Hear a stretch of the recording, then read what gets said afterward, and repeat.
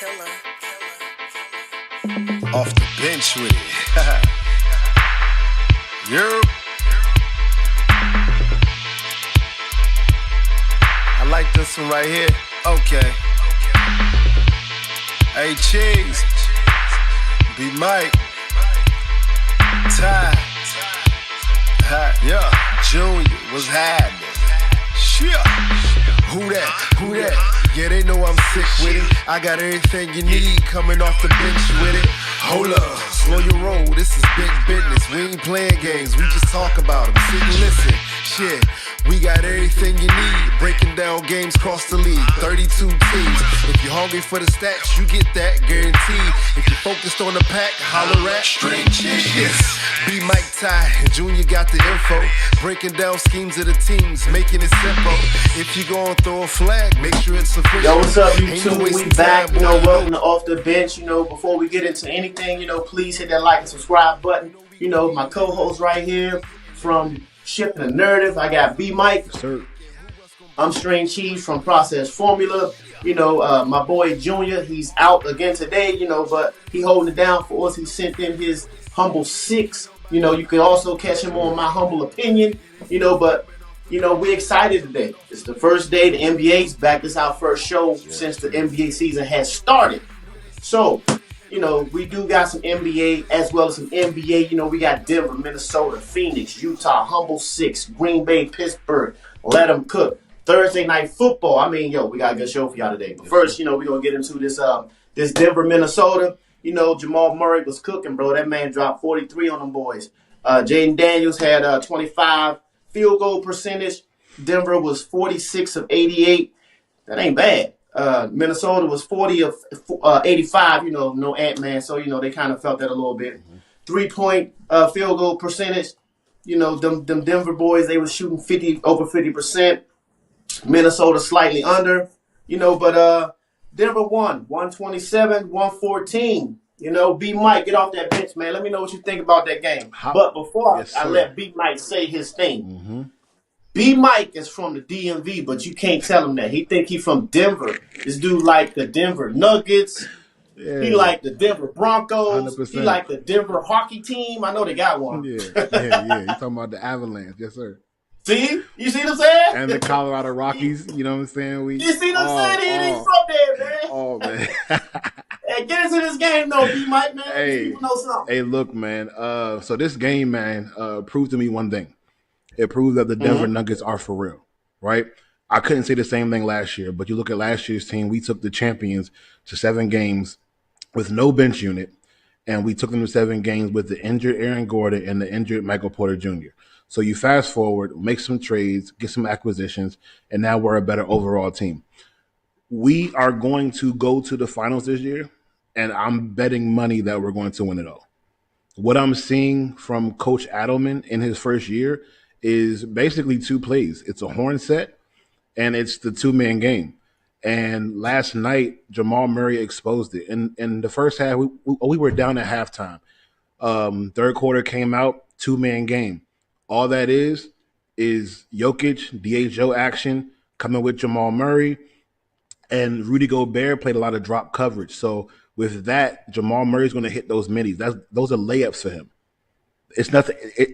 It's pure buckets because they can't come up. They don't have a person to come up. And if they did come up, that means it's going to be a switch, and the smaller guard is all going to be on Jokic, and that's cookies all day. And not only did Jamal Murray do it, but Tim Hardaway Jr. did it too in the third quarter, which shifted the game. So Jamal Murray had 23 in the third quarter. Tim Hardaway Jr. had 15 in the third quarter. So we're having that kind of firepower off the bench with our starters. Man, we're a team to be reckoned with, man. It was a great game. I wanted Ant to play because I really wanted to see how our team stacked up against a healthy Timberwolves team. But we got 3 more games with them coming up, man. But it was a great game. Yeah, I'm going to piggyback off you a little bit, but also I'm going to say y'all can't win when they got Ant-Man, bro. They swept y'all last year. So, I want to give credit to where credit due is also, that third quarter. Jamal and Tim Hardaway, the third quarter won this game for y'all.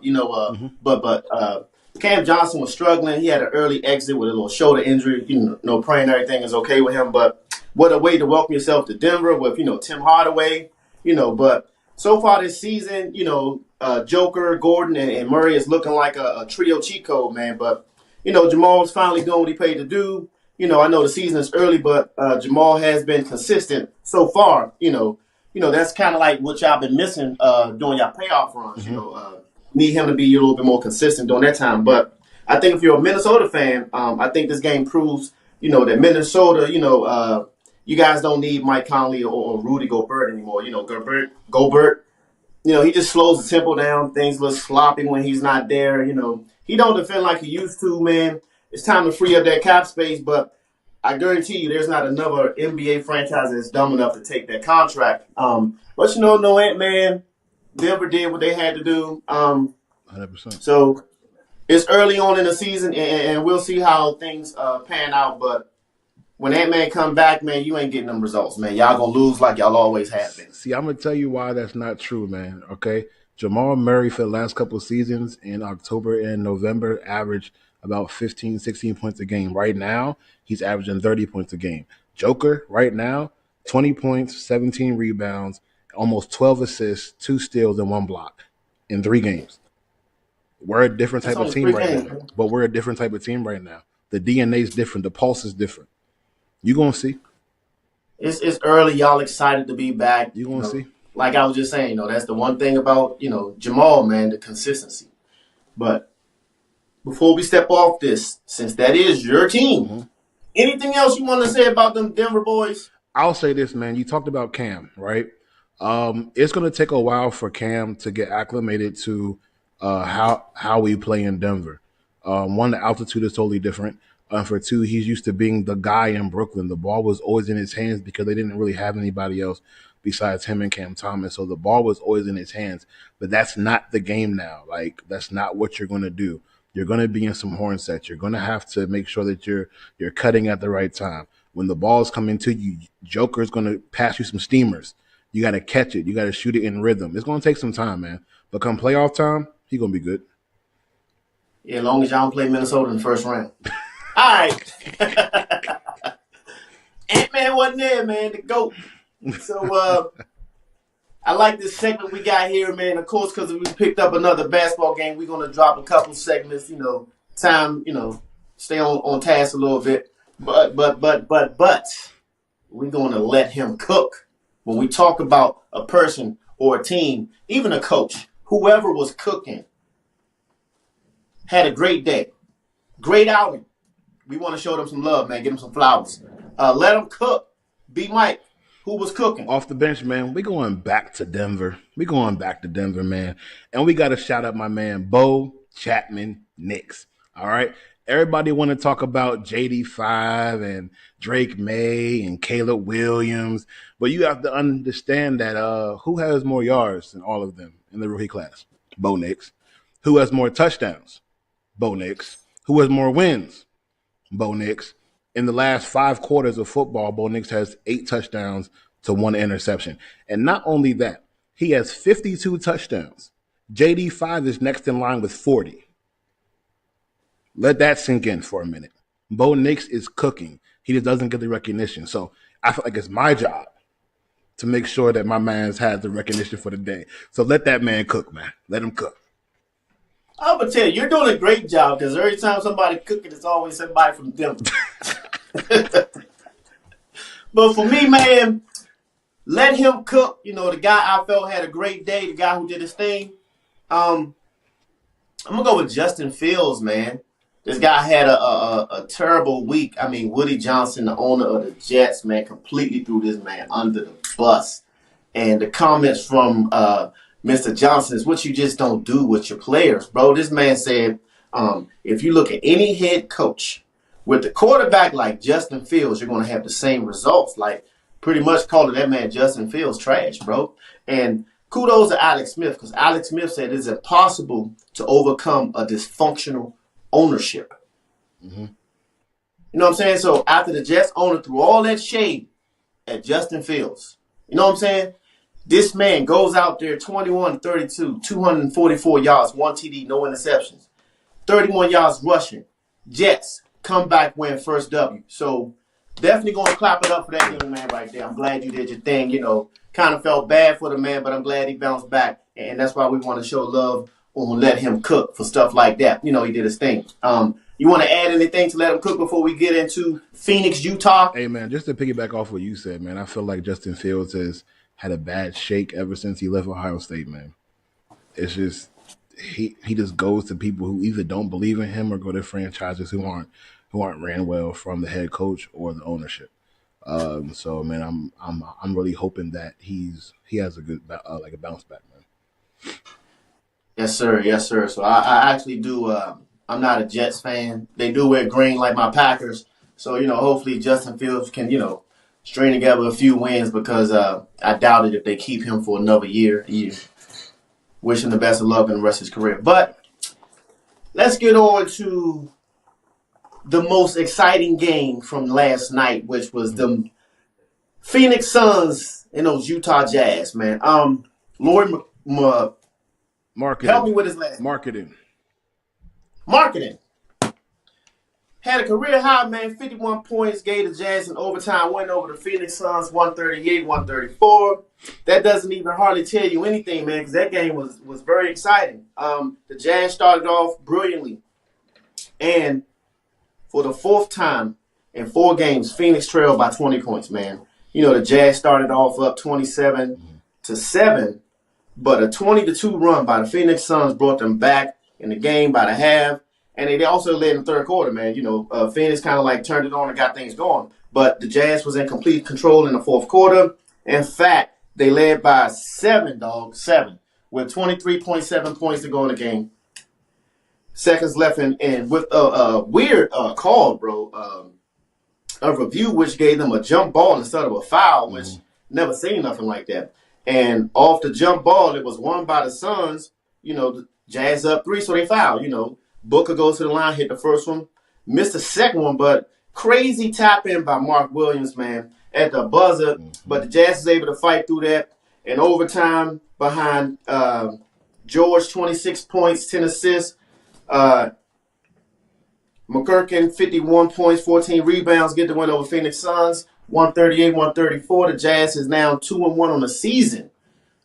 Great game, very exciting, man. The NBA is starting off on fire. You get 50, you get 50, you get 50, everybody getting 50 right now. But back to this game. What you got, man?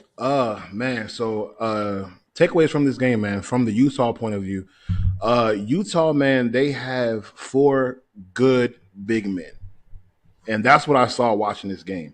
And you can run the same actions with your bench unit and with your starters. Because for the starters, you have Walker Kessler and you have Lauri Markkanen. Both of them are 7-footers. Kessler is great at screens. So he's setting the screens. Lauri Markkanen is coming down on some pin downs, and he's just shooting threes, shooting middies. And even when he's rolling, floaters, everything is clean. But on the flip side, when you go to the bench unit, you have the same thing with Nurkic and with Kyle Filipowski. So Kyle Filipowski is not as a sharpshooter as Lauri Markkanen. Lauri Markkanen is shooting 40% from the 3, but he's serviceable in that way, so you can run the same actions. Keontae George, he's showing me a lot when it comes to his all-around game and making sure that he's not only a scorer but also can facilitate. And not only that, the big men actually were making a lot of plays and passing, from Markkanen to Kessler, Filipowski. All of them boys were actually making a lot of plays, passing the ball. So that's on the Utah side. On the Phoenix side, I got an issue with the coach. I'm not sure why you're starting Oso Ighodaro. He doesn't do nothing for the team, man. If you look at the other 2 centers, you name one, Mark Williams. Mark Williams and Nick Richards brought them back in the game. Nick Richards in the second quarter with his defense, and Mark Williams at the end of the game. And then in the fourth quarter, he had a steal, almost went out of bounds, grabbed the steal, passed it back in, and they were able to score with the Booker 3. So those 2 centers need to get more playing time. If I were you, Oso needs to hop on the bench because you also drafted Malawach on the 10th pick overall. You have 3 centers. That guy is not it. So Jordan Ott, I know you're a rookie head coach, but you need to make some changes, man, because if you want to see what this team has, because by the end of the season, trade deadline, decisions are going to have to be made, and you got to find out what you have on your team, man. So you got to work on that big man lineup. Yeah, I hear you. I definitely gotta say this real quick to the fans out in Utah, man. Y'all making some noise, and we hearing y'all. And it's only 3-4 games into the season, and what the fans out there are saying is the days of tanking is over because these boys is playing some ball. Mm-hmm. So I like the ball movement from Utah, man. It looks really good. You know, I know it's early, but they need to find better ways to get Ace involved, man, and just having this man sit in the corner, bro. That's tough, man. I mean, y'all saying y'all done tanking, but y'all better let that dude get activated, man. And the way y'all using him right now, y'all not using him. But I kind of feel Phoenix competed, well, being down 2 starters. I don't think Booker is going to win anything in Phoenix. I think in Booker's mind, bro, I don't care. I'm a hoop, but I don't care. Let me make this bread. That extension is crazy. So you really can't put no pieces around them. Yeah. You had your shot when you had Bill and Garnett, and that ain't work. I mean, Durant. I'm sorry, I said Garnett. Yeah. So that was your best chance to win anything. So I think right now Booker just gonna stack his papers, bro. He ain't worried about winning nothing. Phoenix ain't gonna win nothing. But I can't let this go unheard about Utah. Because one thing I did see a lot of the fans say, it's the same old Jazz, can't play defense because you guys went up 19-2, boy. Y'all was on a heater. You know what I'm saying? Like, y'all was putting that thing on them boys, and they came back. And then that crazy up 7 with like 20 seconds left. You know what I mean? Overtime now. But with all that being said, the third quarter, that 3-point defense, man, them boys played was good. They held Phoenix to, I think, like 2 for 11 in the third quarter as far as 3-point shooting. So things to work on, things to build on, but they get that part fixed, and you get my man Ace involved more often, man. I think they can be a team fighting for a play-in spot. I ain't really to say they in the playoffs, bro, but fighting for a play-in for sure. Yeah, because Ace Bailey had a good preseason, man. So they need to kind of go ahead and watch that tape, man, and integrate him into the offense. And then also, you being paid $73 million a year, you can't disappear in overtime. There's no reason why in overtime he would just shut down the overtime and they were running plays for Grayson Allen and Colin Gillespie. There's no reason for that.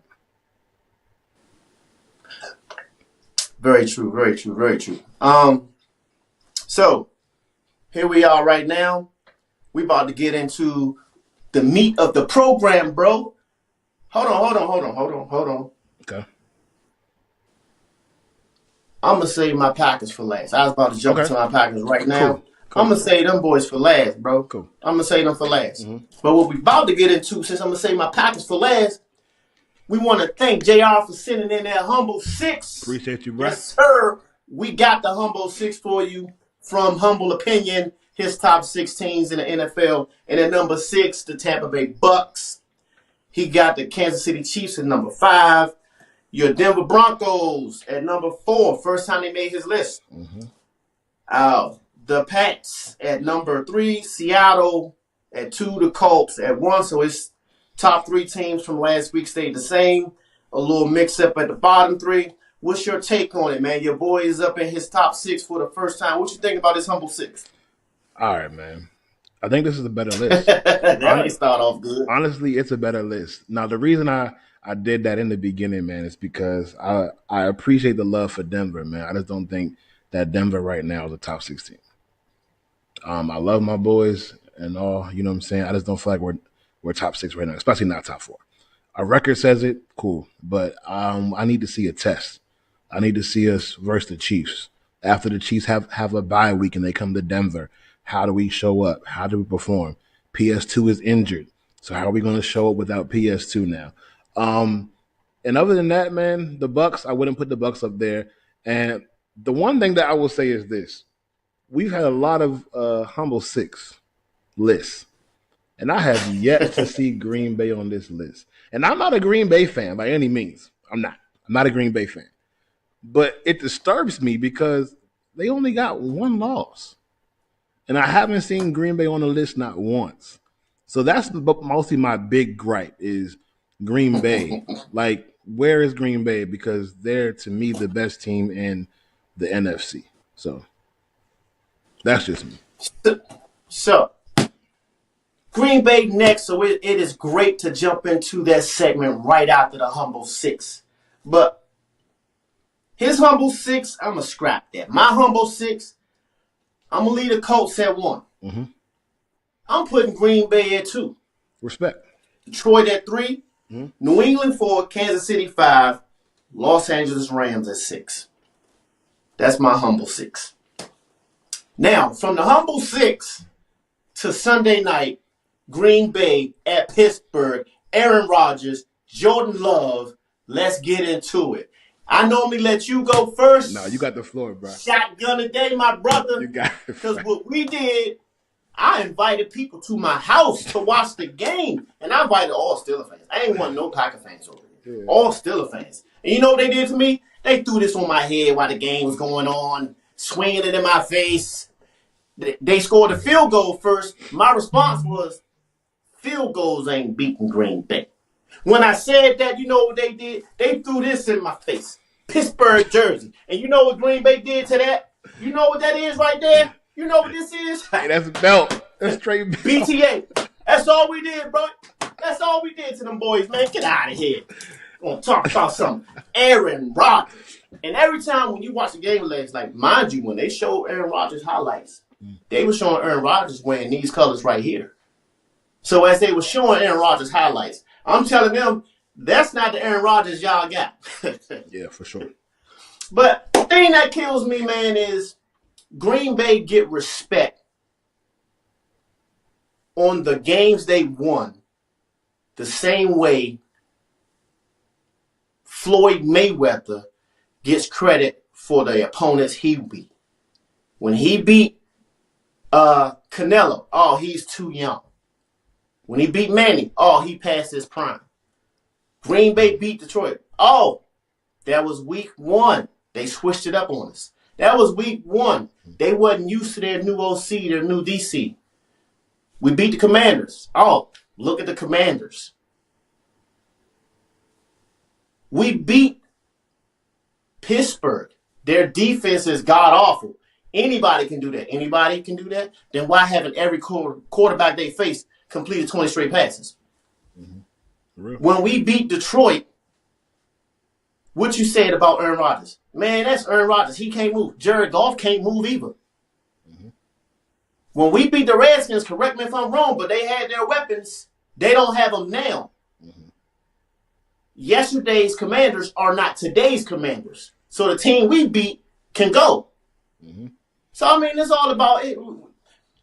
J-Love, no love. He don't get no love, bro. Everybody disrespect Green Bay. And everything they say is, I don't trust J-Love.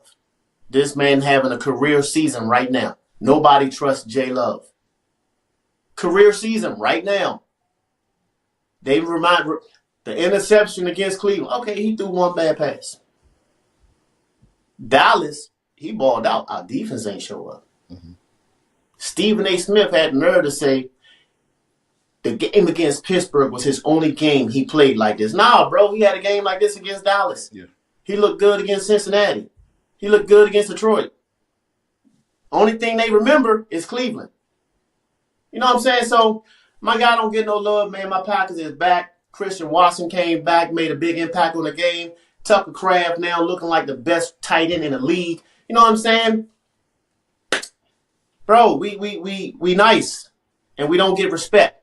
So, 2 weeks from about 2 weeks, Monday night, Philadelphia in Green Bay. I guarantee you, and I'm saying this now, when we beat Philly, we're going to hear excuses. Green Bay is the one team that can get a dub, and it's not good enough. You know what I'm saying? Like, yeah, it's not good enough. We get so much hate. Shady McCoy, man, this dude be killing me, bro. Every time I listen to yeah, bro. James Jones let this dude get away with too much stuff. Because the way Shady McCoy talks about my Packers, bro. Oh, man. This dude, bro. Golly. He's like our biggest hater, bro. But I just think I know that's a weird comparison comparing how Floyd Mayweather opponents to like Green Bay. But you know what I'm saying? The way they talk about people when he beat them is the same way people talk about Green Bay when we beat somebody. Yeah, you know what I'm saying? Yeah, accurate. So I guarantee you we got the Carolina Panthers coming up. We ain't gonna hear nothing about that. But I rambled off so much, man. I ain't even dropped no stats, man. Jay Love threw for 360 to Aaron Rodgers 219. Our leading rusher was Emmanuel Wilson, not Jacobs, with 61 yards. Warren on the other side for Pittsburgh, 62. Wilson, Pittsburgh leading receiver, was 74 yards. Tucker Craft, 43. Know what I'm saying? Now our tight end, our defensive ends, number 5, number 6 in the league. We getting after the quarterback. Total yards, Green Bay, 454 to Pittsburgh, 295. One thing about Pittsburgh, 295. That final drive, they drove about 70 yards. That was a garbage time TD that made their stats look better than what they was. So, Pittsburgh had 1 turnover to Green Bay, none. Green Bay had 22 first downs to Pittsburgh, 6. Third downs is where we really got after them boys. Pittsburgh was 1 of 10 on third down. We got the boys off the field. In the red zone, Green Bay was 3 of 5. It's crazy that our field goal kicker come back and he was a game time decision. He missing field goals for 57 yards, but our backup kicking him for 61. Like, make it make sense, bro. Let that dude stay. He don't need to rush back. We was happy with the backup, but he our guy. Green Bay dominated time of possession. With all that, I gave you a lot. B Mike, what you got to add to that, man? Here's what I'll say, man. I thought a lot about how can I have this conversation, right? What I will say, Green Bay like that. What I will say is this. Hold on. What I will say is this: this game has proven to me, and hopefully proven to everyone else, that Green Bay made the right decision. Oh, you can put your cheese away, man. I'm on your side on this one, man. Look, I put it down. Let's take you back to 2020. Aaron Rodgers, the MVP of the league. Okay, the Packers have the number 30th pick in the draft. They take a 4th round pick, send it up. They trade, for the number 26. They pick up this kid from Utah State. Now, why would you get this kid from Utah State when he only had 20 touchdowns to 17 interceptions that season? Why would you get this kid when in man coverage he only completed 45% of his passes? Because Green Bay has proven that they are the best organization when it comes to developing and scouting quarterbacks. It's not up for debate. So you had scrutiny then. When they paid the man, it was scrutiny then. There was questions. He didn't improve anything. Why are you paying him this money? You have to take a step back and really look at the season that he's having now and the season that he had in the last 2 years. Jordan Love is legit. He's a legit quarterback. The Packers are a legit team. This team will be sniffing around the Super Bowl for at least another 5 years. So this game proved to me that the Packers organization made the right call and that everyone needs to start putting some respect on that young man's name, because he doesn't go in the media causing trouble. He keeps his head down. He plays the game of football at an elite level. So put some respect on his name, man. That's all I got to say. Yeah, for sure. I mean, and it's weird, like, when Aaron Rodgers stepped up, we was turning it over to him, and we was tired of the I'm retired, I'm back, everything with the Brent Favre situation. And one thing us fans used to say is, man, we get rid of Brent Favre for a kid that can't stay healthy, because Aaron Rodgers was always hurt. I'm like, bro, you the backup. How you hurt, bro? Why you not healthy? Now, fast forward, Aaron Rodgers giving us the same issues off the field before the season, all this drama. Now we're turning it over to Jordan Love. When Jordan Love played this game against Kansas City, his first ever start, to me and to a lot of Packer fans, that's the game that let Donald, I'm about to say Donald Driver, Devontae Adams, yeah, I'm out of here. I think that's the game that had him say, I'm gone. But, and what happened with Aaron Rodgers was he righted the ship. Same thing happened with Jordan Love. He righted the ship. He started off rocky start and, got things going. But definitely with that number 27 floating around this year, so it's going to be interesting to see how the Packers finish the season. But Thursday night, Miami, Baltimore, the return of Action Jackson. Yeah. That man Lamar Jackson is back. Baltimore's 2-5. Green Bay just gave them a big help by defeating the Pittsburgh Steelers. You know, it's crazy. I'm wearing my Jair jersey. He's healthy. And Baltimore got this man on the bench. Yeah. Ain't looking too good for my boy Jair over there. We don't want you back in Green Bay, bro. You come over here, you should have restructured that contract. But before I ain't even going to detour and going off over there. Who you got? Miami, Baltimore, man, Thursday night. And remember, I'm picking opposite of you. Because you always wrong on Thursday night. Listen, I want you to pick first. I thought about this. I said, you know what? This week, you got first. So who you got first? Who you got? Oh, since you're going to let me go first and make my pick, I thought I was going with Miami. Who you got? So since I'm going first, I'm going with Baltimore, man. Ever since they took them pool tables and ping pong tables out that locker room, them boys been playing some ball over there. And now your man Action Jackson back. Give me Baltimore in a blowout. I would love to see it. Yes, sir. And you know, Vegas even has the betting odds for them to win the division at 2-5. They sure do. They're at 2-5. That's crazy. You know why? Because they played Pittsburgh twice. Yeah. Mm-hmm. Now I will play devil's advocate for a minute. I'll go with Miami. All right. Here's what I'll say. Hold on, before you get into it, let me give a shout out to my man Chop Robinson, man. It's one of my guys. I coached him. I won championships with that man. So I'm not gonna talk bad on Chop, but I'm gonna talk bad on the rest of the Miami Dolphins. Go ahead. All right, so here's what I'll say about Miami, man. Last game, Tua had 4 touchdowns, no interceptions. I think he only missed about 6 passes in the whole game. So Tua had a really efficient and good game.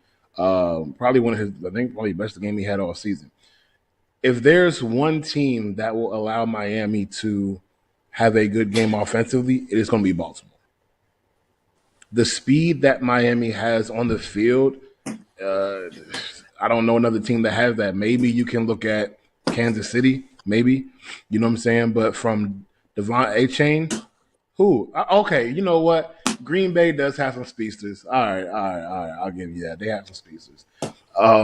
But at the end of the day, like their offense, if there's any team that's going to give them a chance, it's going to be Baltimore Ravens, because the Baltimore Ravens defense is not good. And just because Lamar Jackson's back does not mean that your defense is going to get better. So there's a chance. That's all I'm saying. There's a chance. Have you seen their defense the past 2 weeks? Baltimore's? Yeah, Chicago Bears was the only team in the league to score 21-plus points every game. Baltimore said, we ended that streak, bro. And the week before that, they held the Rams to 17. But they balling over there now, defense. They turned the corner, man. That ping pong table meant a lot to them boys. Right. They focus now. So let me ask you this. Do you trust the defense? Because you're talking about Caleb Williams. Do you trust the defense? Listen here. They did the same thing to Matt Stafford. He put up 17. Fair. So